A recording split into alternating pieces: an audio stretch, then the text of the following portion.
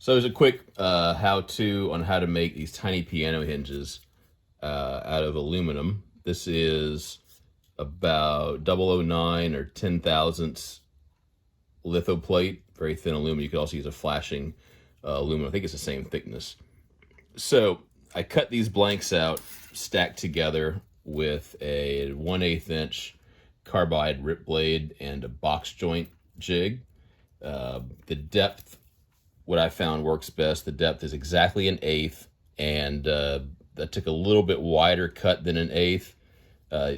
The gap needs to be a little bit wider than the teeth to allow some clearance. And the wire I'm using is an 025 music wire. So the first thing I do for that is anneal the fingers. This aluminum's a little bit too hard to take the bends it needs to take without breaking. So I just get the torch, and I don't actually worry about temperature too much. I run the torch kind of slowly, a little bit of CA. I CA'd them together when I was cutting them to keep them from moving around, and it was just burning off there. There's one. Here's the other. I'm only annealing the teeth and not the rest of the hinge. The rest of the hinge is actually going to get cut down a bit. It's a little oversized just to make it easier to make. I've got this piece of angle aluminum that I've filed a bit of a radius into. It's a little bigger radius than the wire is, and I just clamp it in my hand seamer. It seems to work out pretty well. About halfway, a little less than halfway up the teeth, and then I start bending them over, just 90 degrees. I use a screwdriver. I know this is not how you use a screwdriver, but it's what I've got and it works well. If you use just the hand seamer without the radiused angle piece, the angle's too sharp and it doesn't work well and they break. So I found that this is the best way to do it. Then, once they're pre-bent, I lay the wire in. Just start bending it over. I find it's useful to use your finger to hold the wire and provide a little bit of force on it. Bend it over and then push it in like that. Makes a nice perfect loop. Also, by pushing it, it helps to keep the wire from creeping, or else it'll creep all the way into the hinge part. You've got to keep enough clearance here for your opposing fingers to fit in there. So that's what I'm doing there. In fact, that might need to be opened up a little bit more. I'll just push it a bit here.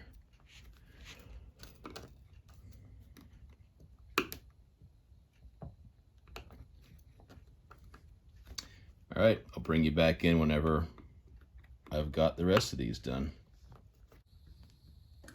So once you get all those done, when you get the length of the fingers right, it works out pretty well. I've gone ahead and pre-bent the other one just like I did this one, and then you go ahead and feed it through. May not feed in quite as nicely as you would hope it would. May feed in great. The parts always have a bend to them, so that can make it hard. Sometimes I've found I use a narrow screwdriver, get the first one done, or at least just kind of bent over to where it quits popping out. Then you can get the rest of them in. Of course, you're also really counting on the whole thing fitting together when you do that. There we go. All right, so that's through, and I use this small screwdriver to pretty much do the same thing. Now, the spacing, you need to have a little bit of spacing, and it may be helpful to tape the already done part to the bench with a broken piece of tape.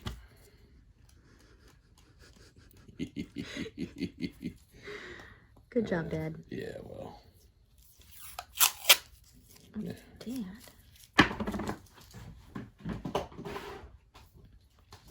Camera camera's rolling. We ain't got time for foolishness. Get some proper tape. Tapey doo dah. All right. Yeah. So you're looking right here. You can see a little gap. That's what you want. Just want a little gap to give it some clearance to work properly. And then it's just the same thing over and over and over again. There probably is a better way to do this, maybe with some kind of fancy jig, but this is the way that I am doing it. Just kind of looking. Looks like the gap gets a little thin right there, just from how the part's cut.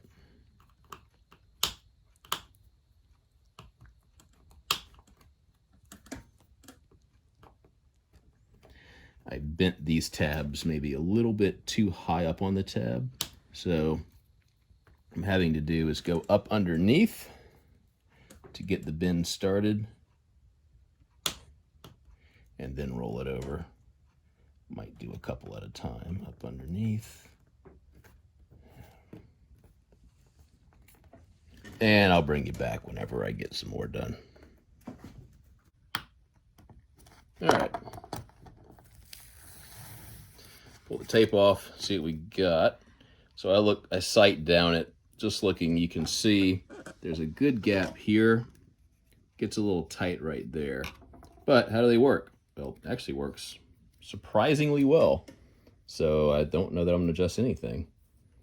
A few of these tabs maybe bent down a little bit better.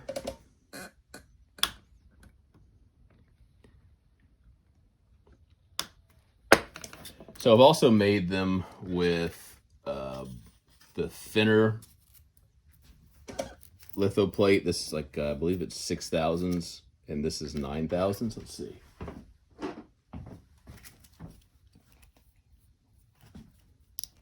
That's 11, and that's 8. They both work. This is a little more fiddly to work with. You don't need to anneal the thin litho plate. The bigger stuff needs annealing, but it's a great way to make very thin, small. These are quarter scale with, would have been scale size, 1/2 inch. The smallest commercially available piano hinge is this stuff, which has got much bigger leaves, and it's steel or brass, and it's much, much heavier. So it's not really that hard to do. It's a nice technique to have to make exact scale piano hinges. Thanks.